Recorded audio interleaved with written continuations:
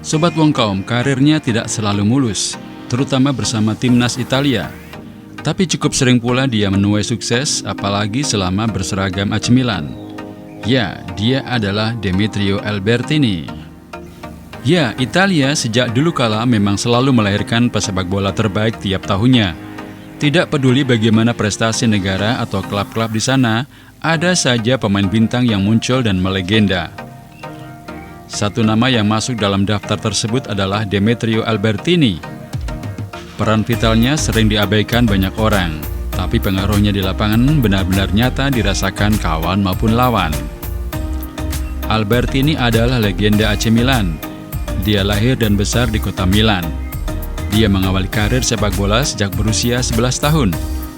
Pada tahun 1987, ia menjadi bagian dari Milan Primavera.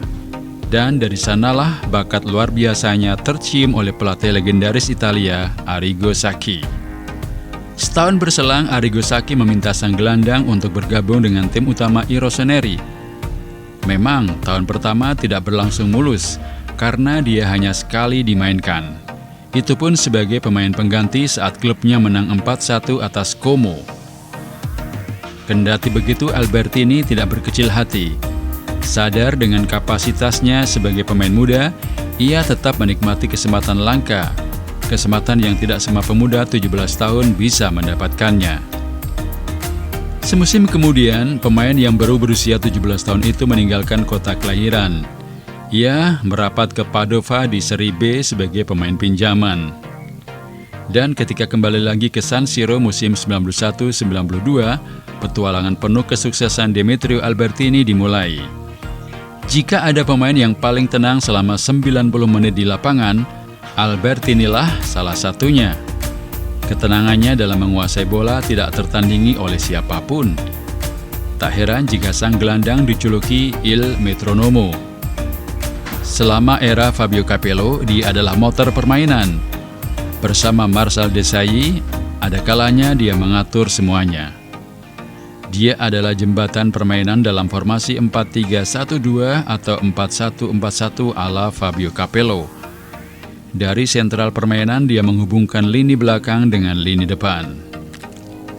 Tapi di saat yang bersamaan, Albertini tidak sungkan bermain lebih ke depan. Berada tepat di belakang duet penyerang Dejan Savicevic dan Daniele Massaro untuk membantu serangan. Kelebihan inilah yang membuat pemain lain di sekitarnya seperti Zvonimir Boban, Roberto Donadoni, atau Marcel Desailly nyaman mengeksploitasi sisi lainnya. Menjalani musim pertama sebagai pemain inti Milan, Albertini langsung mempersembahkan gelar Scudetto. Lebih hebat lagi, gelar tersebut mereka raih tanpa sekalipun tersentuh kekalahan sepanjang musim. Seiring dengan kesuksesan yang dia dapat, sang gelandang mulai menunjukkan kedewasaan yang jauh melampaui usianya. Dia bermain penuh keanggunan di lini tengah. Seakan tugas rumit seorang gelandang tampak lebih mudah jika dia yang melakukan. Di sisi lain, pria yang pernah berseragam Atletico Madrid itu juga terus belajar dari para seniornya di Milan seperti Frank Rijkaard maupun Carlo Ancelotti. Pada akhir musim 91-92, ketika dirinya masih melihat pemain lain sebagai patokan, Kapten I Rossoneri Franco Baresi justru menyebutnya sebagai sosok penting dalam keberhasilan klub memenangkan Scudetto. Dengan tegas, Baresi menyebut jika Albertinilah yang punya peran vital dalam permainan.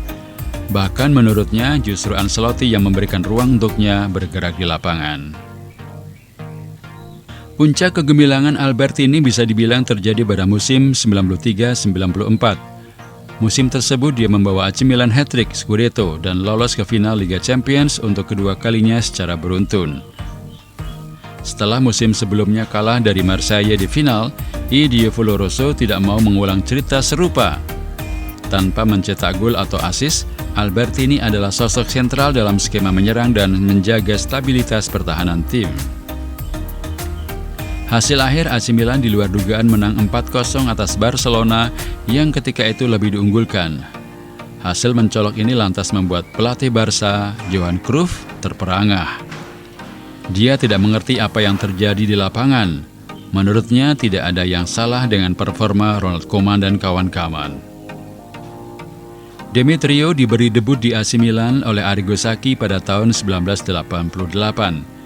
3 tahun kemudian, pelatih legendaris itu kembali memberinya debut, kali ini bersama timnas Italia. Kebersamaan Albertini dan Sacchi yang sempat terpisah kembali berlanjut sampai Piala Dunia 94.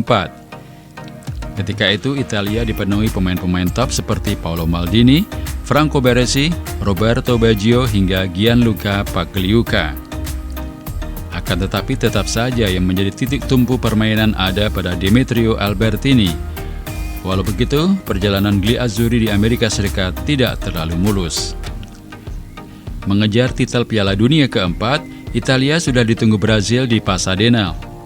Namun partai puncak berakhir antiklimaks. Tidak ada gol yang tercipta sepanjang laga hingga pemenang harus ditentukan adu penalti.